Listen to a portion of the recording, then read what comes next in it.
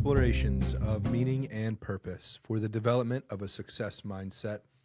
This is the Waterstone Show with Josiah Davis, Episode 2.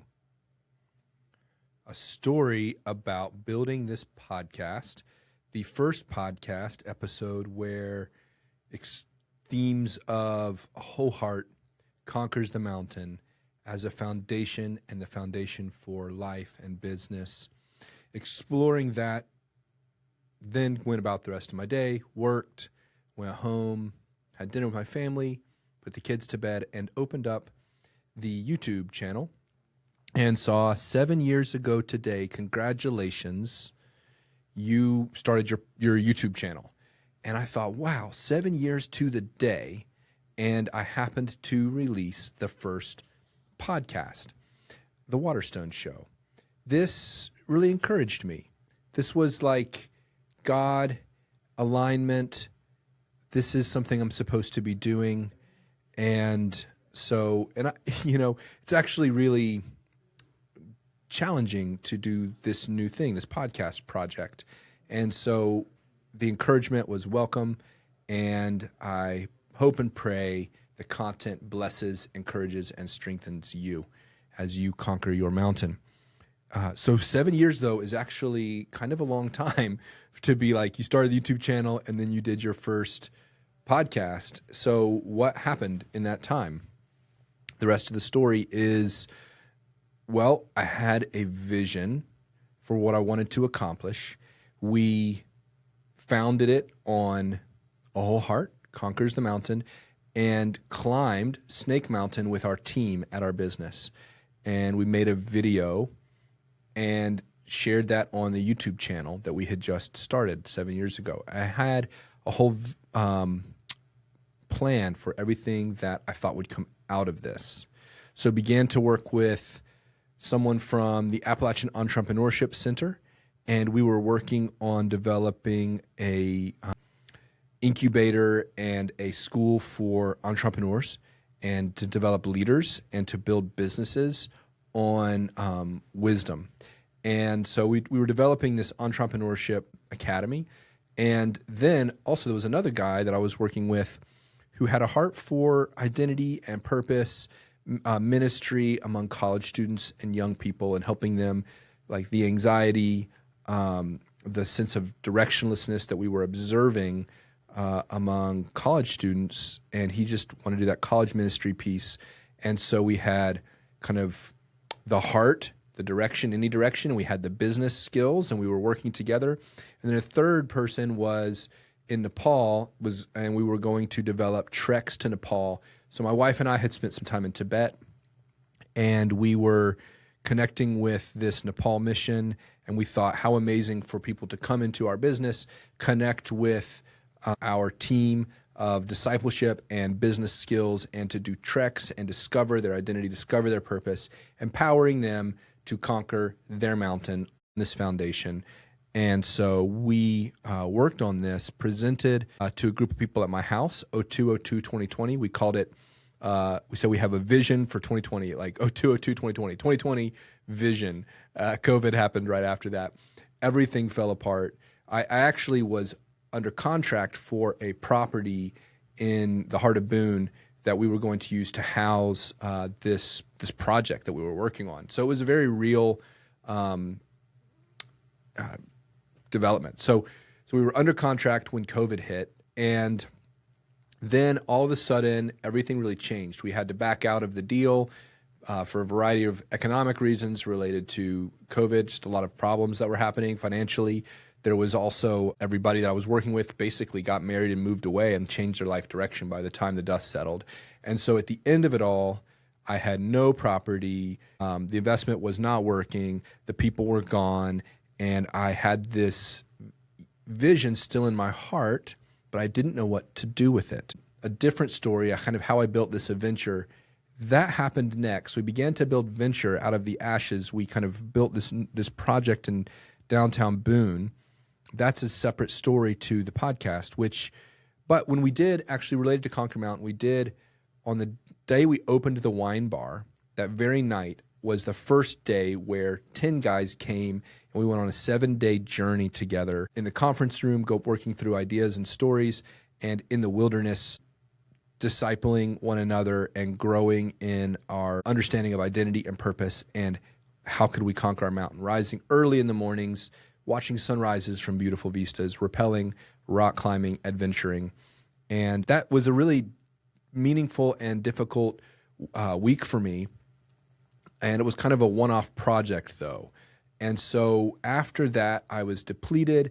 I had done something kind of by myself, but there was not the fruit, not the realization of the project that I was still looking for. So it felt a bit like a failure. What did I do?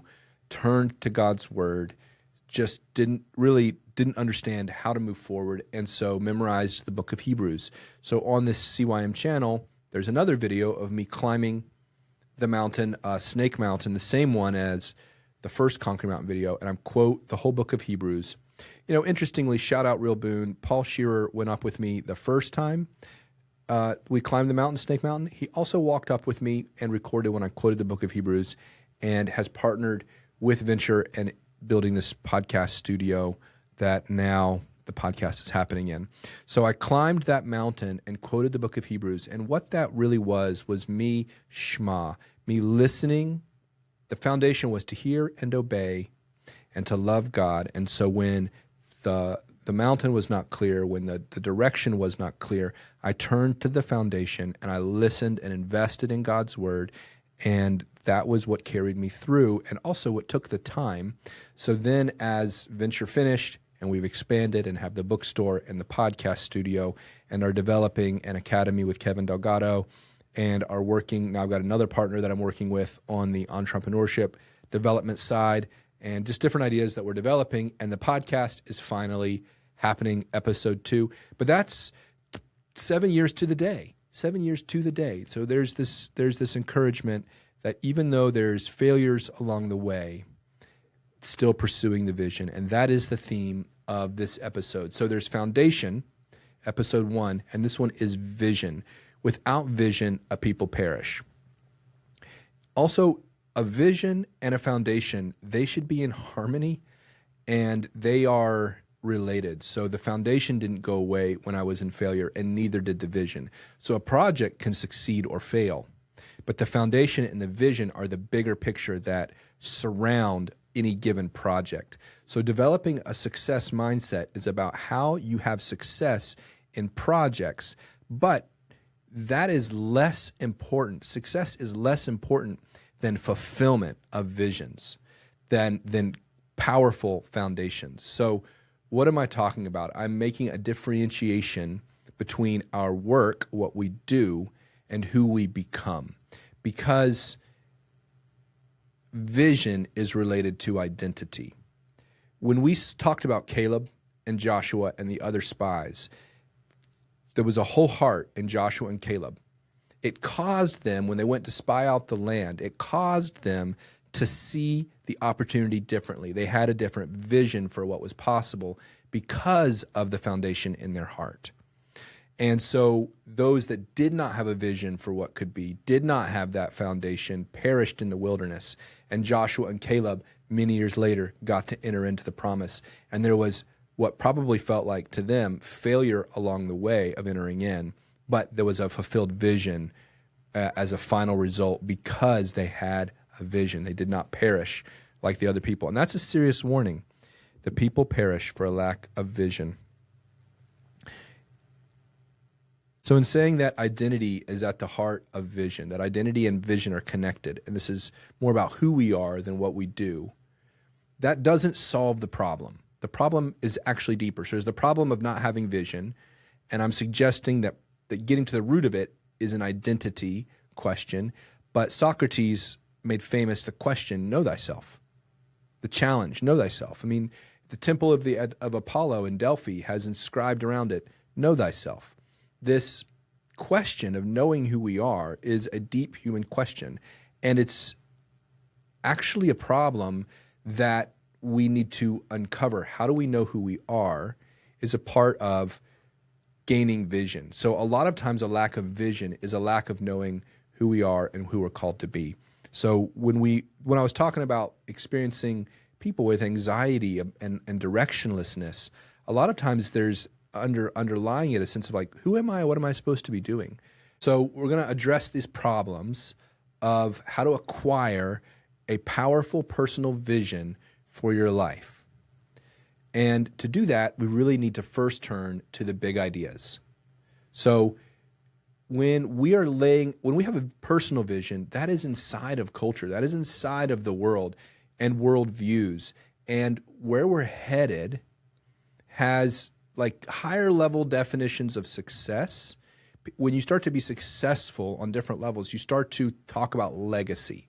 What are you really doing in the world? What are you leaving in the world? What is your legacy? Legacy has a longer term picture. And really, honestly, there is no legacy without an eternal perspective, without thinking about where we're really going in the long-term big picture. The word for this is eschatology. So the big idea around where humanity is going is eschatology. And if you think that we're going nowhere and there's nothing at the end of it all, and we came from nothing and we're going nowhere, or the universe is Aristotelian, the universe has always been here and it's just going to always go on and there's sort of nothing to it all, like it's all empty. So that's actually still a worldview, is nihilism, that it's all meaningless, that it's all empty.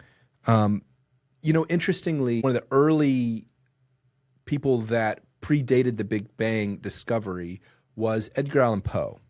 So there was the Aristotelian worldview dominated sciences, and then Edgar Allan Poe intuitively understood in his poetry. He wrote a poem called Eureka, and he understood that if the universe had always been, then light would have fully dispersed. The expanding universe, the light spreading through the universe would be fully dispersed, would be fully spread out, so all was black, or all was a dim light, but there wouldn't be specks of light around. It would have he intuitively understood this, and the scientists at the time dismissed his thinking as metaphysical musings, but the reason within matched the reason without. He was reasoning and understood and thought through, and in turn, the universe reflected what he understood, and later was confirmed the Big Bang, which of course, the Big Bang discovery,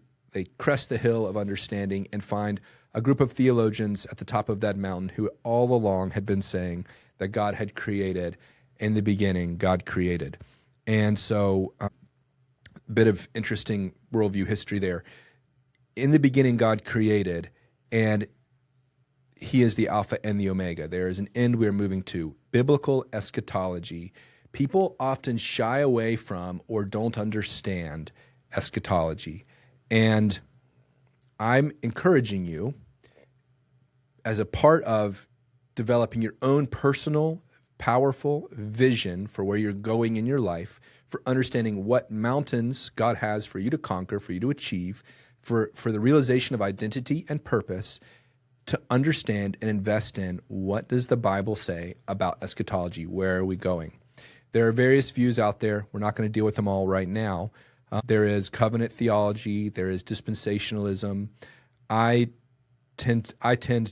believe in something really both of those have merits, but I believe in kind of more of a first century Jewish apocalypticism or an early church view of a premillennial eschatology. So if all those words mean anything to you, the point is I've worked out my understanding of what I think the Bible says, and I continue to do that, and I'm grounding my vision in, let me say it this way, my ambition is, like Daniel says, that those who lead many to righteousness will shine like the stars in the heaven. So if you have ambition inside of you and a desire to achieve, tie your ambition to something truly great, like a promise like that there are those who can shine like the stars in the heaven, who will shine like the stars in the heaven because they led others to righteousness. That is a great, like, ground your ambitions into something like that.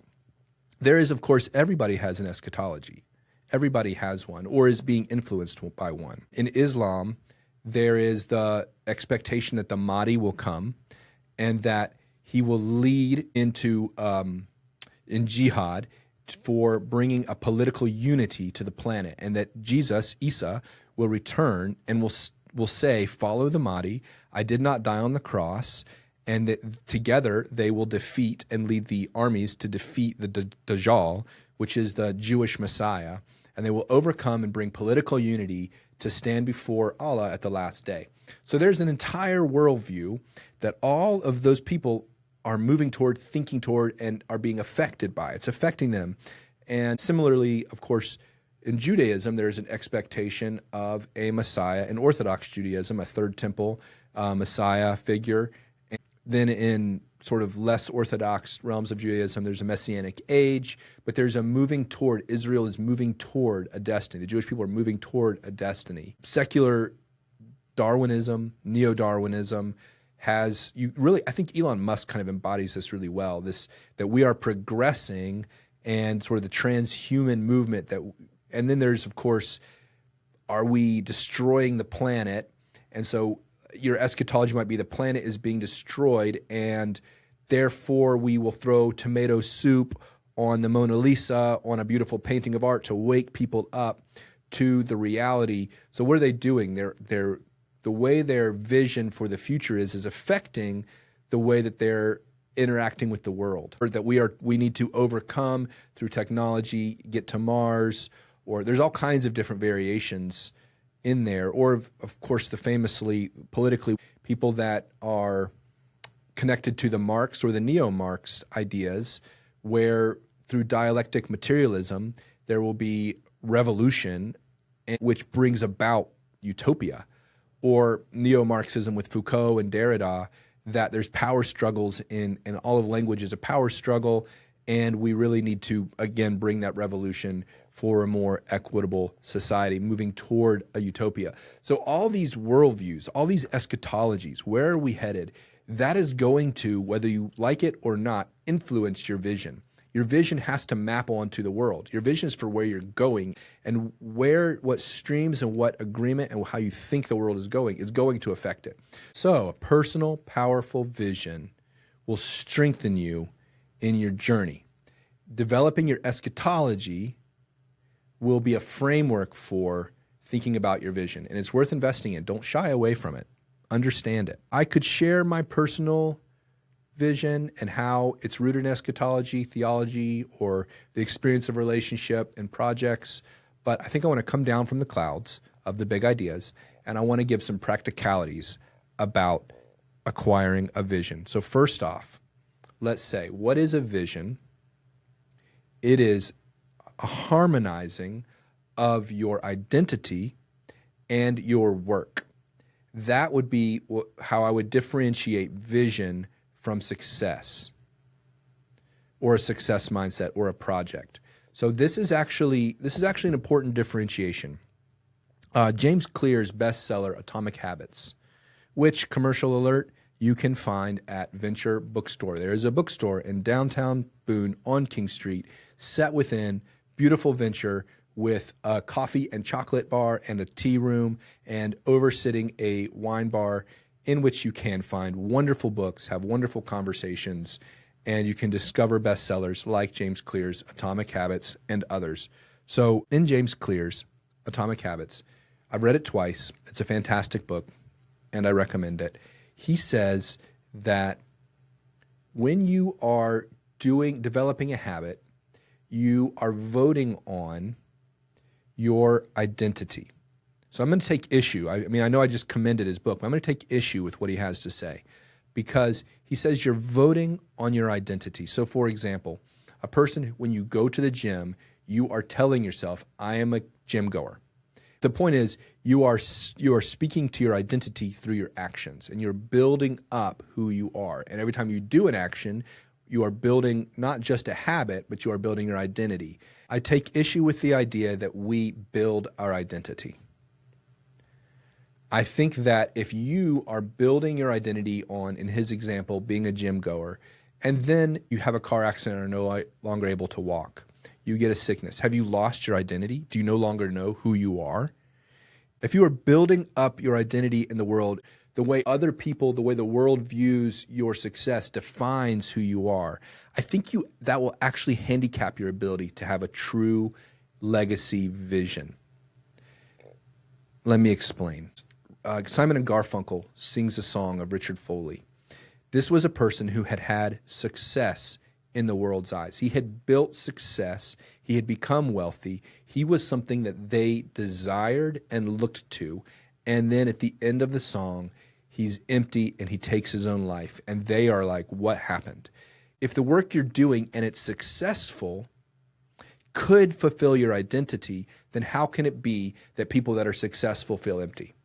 It's because our identity was actually greater than our work. And they never harmonized at the beginning. They began to pursue something that looked good in the world and never knew in the direction they were going. Soren Kierkegaard warns that there are those that are influenced so completely by their surroundings that it never becomes clear to them in whatever direction they are striving.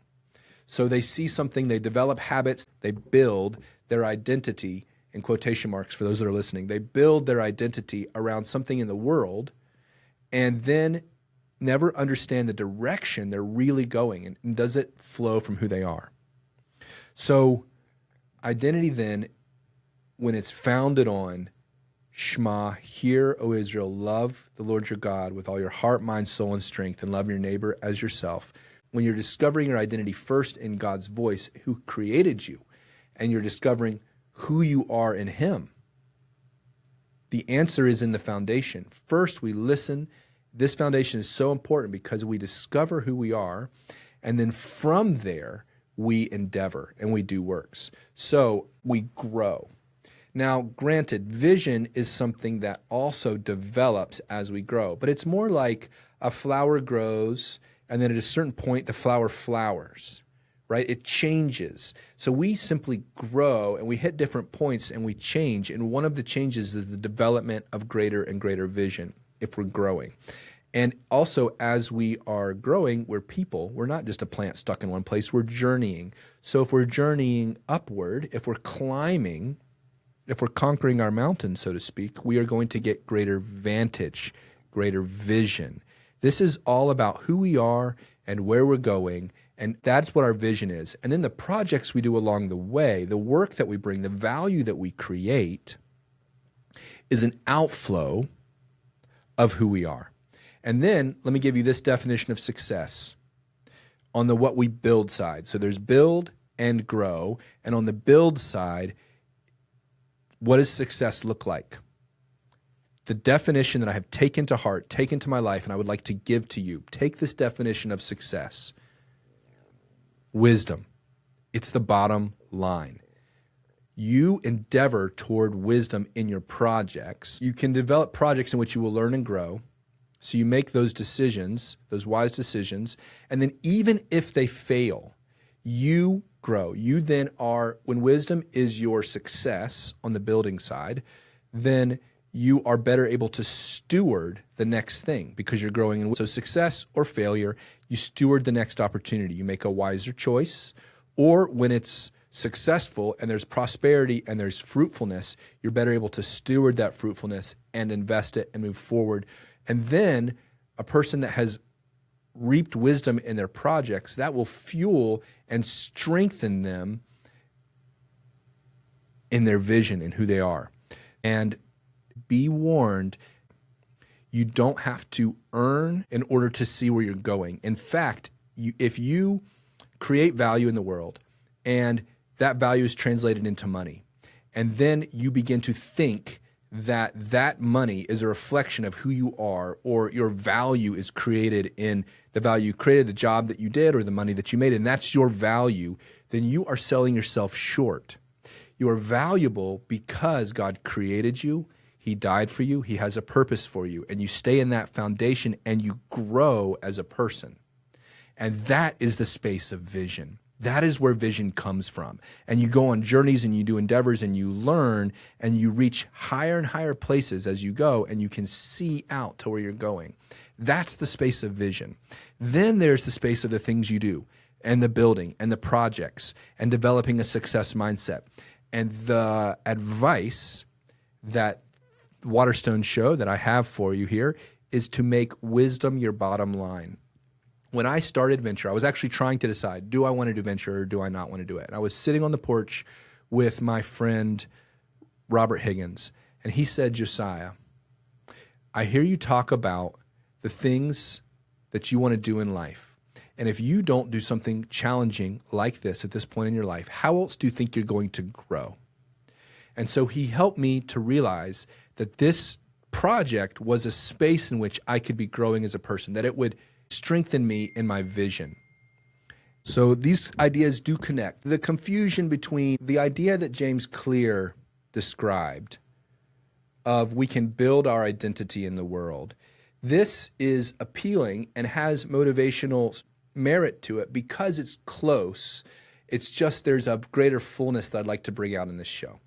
There is a harmony that can happen between how we grow in our vision and the projects that we do. And that to me is what the benefit of having a vision is, the ability to harmonize them with your identity so that at the end of your life, when you have a legacy, that legacy is something that is meaningful to you as a person. It's meaningful to your relationship to God and to others, and it has a true legacy that will actually persist and go beyond the grave and into the eschaton, you might say. In summation, know thyself, discover your identity in God, and aim your vision for how you will grow as a person.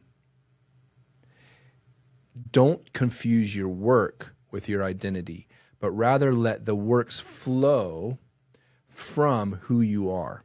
And obviously there's 100 ways that we can define success, but in all of the really truly good ones, wisdom is an opportunity to be discovered as the bottom line.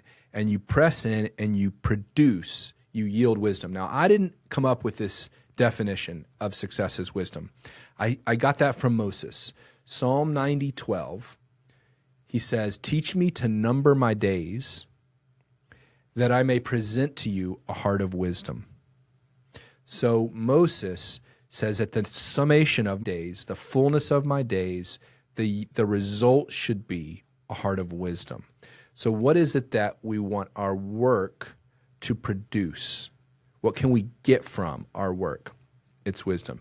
Who we are grows, and the harmony is when wisdom comes into our heart. That's the harmonization part, where they're connected. And that's what people miss when they put their works first. There's a futility to thinking I can develop my own identity, I can achieve, and I will become. And there is a freedom when realizing I'm created by God. He loves me, he has a purpose for me, and I am going to, with my whole heart, pursue his purpose. And when that framework, when that foundation is there, we can develop a vision. Without vision, a people perish. So knowing who we are is really everything. It comes down to relationship, and it comes down to this discovery that's much more personal and deep than just something that we do. As Matt Rath sings, the heart can't fake where it ain't been grown. So we do need to grow as people. And we do that amazingly. When it's in harmony, we do that as we build in the world. Okay, episode 2. Thank you for listening. For those that stayed here to the end, I encourage you to look at your projects that you're doing and think about how are you growing as a person? What wisdom can you gain? Not just what money can you gain, but what wisdom can you gain in the project you're doing? Take time in your life to develop your vision. And this space, go to a high place. Come to the high country. If you live in the high country, take a morning and watch a sunrise. If you live somewhere, take a moment of quiet, have a coffee moment, a wisdom moment. Take some time, be quiet, and listen. Shema. Listen for God. Listen to obey. Love God with your whole heart, and let him fill in your identity. Let him give you vision for your life. Let the Spirit of God fill you with vision. This will become, as you grow in this, the foundation for fulfillment. Because we could do all kinds of projects in life. They will succeed, they will fail, but they will only truly matter if, at the end of it all, they are in harmony with our relationships. So for meaning, for purpose, for the development of success mindset. This is the Waterstone Show. Thank you for tuning in.